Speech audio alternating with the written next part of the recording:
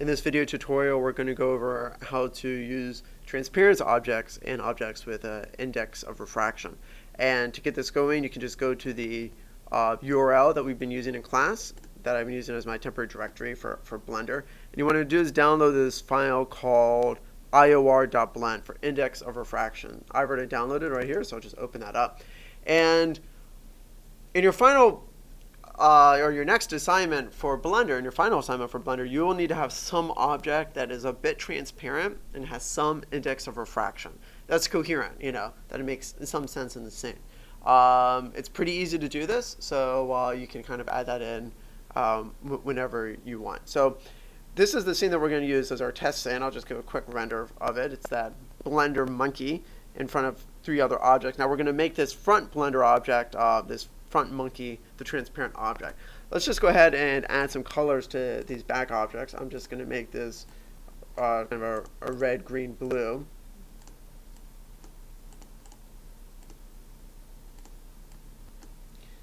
And we'll just give it a quick render to see what it looks like. So we have different colors in the back that will be, these objects will be shining through, in a sense, the transparent monkey that's going to be in the front. And now this is the object that we want to actually make transparent, so I'm going to add a new material to it. I'm going to keep it white, and if you scroll down a bit, there's this transparency tab. So first we're going to enable transparency, then we're going to go ahead and open the tab. There's 2 different ways that you can do transparencies in Blender. You can do using the Z-buffer or ray tracing. We're going to do ray tracing, which actually has some nice characteristics that come along with it, and I can go ahead and render it. There's no changes to it right now. We haven't actually modified the transparency level of that monkey. So we can do that by changing this alpha value. This alpha value is the transparency level. And as you look up here, as I change the alpha level, it'll change this preview so you get an idea of what the object's going to look like. And so we just changed the alpha and we're going to render it. This isn't going to actually look very good. It's not going to look a whole lot transparent. There's a few things we need to do because the scene has shadows enabled, which is kind of messes up some of the transparency levels.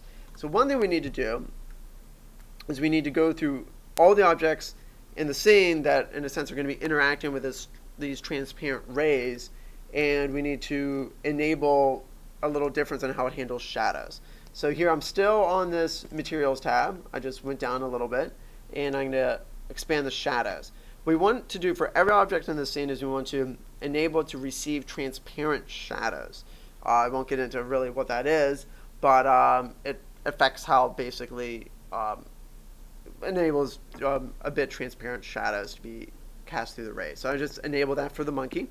And now we have to go through every object and just quickly enable that as well.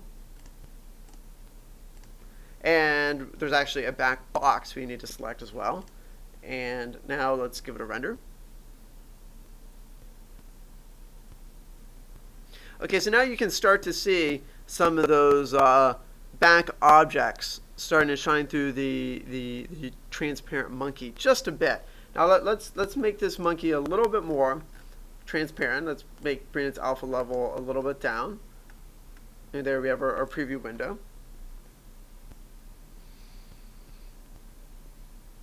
So now it's looking quite a bit more transparent. There's a nice little feature down here, the Frenzel level, and I'll turn up the alpha just a little bit so you can see in this preview here. Now, if you notice here that there's kind of a consistency of transparency throughout the entire object. Oftentimes if you want to create like a bubble or something, the centers tend to be a little bit more transparent and the edges seem to have a little bit less transparency.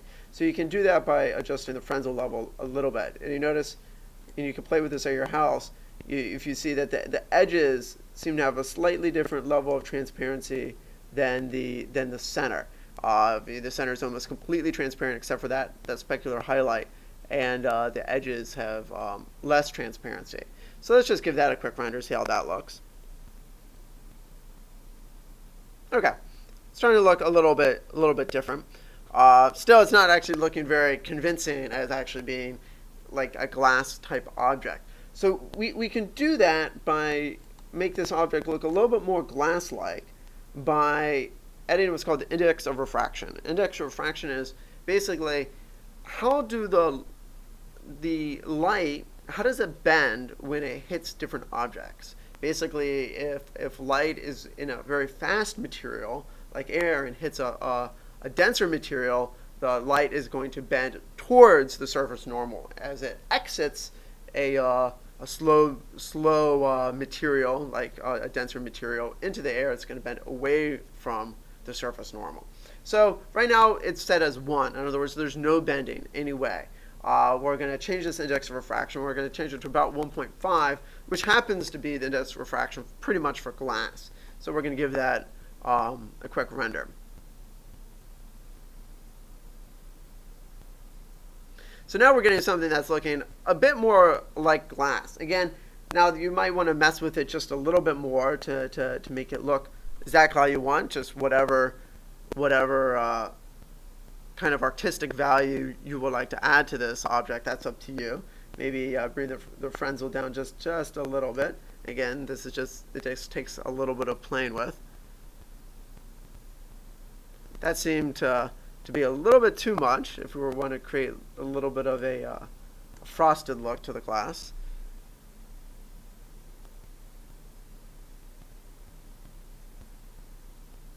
And I'm going to just increase this a little bit more for a final test render. And again, it just takes a little bit of playing to figure out exactly how you want the object to look. Okay, I'm actually pretty happy with that. That looks kind of cool. And I'll just show you basically, of course you can see the green objects coming through, but it doesn't just come through straight. It bends through the object. And you can see the blue object on the right coming through it bends. Now just to kind of give you a look at how this, if I move this over here, give it a quick render.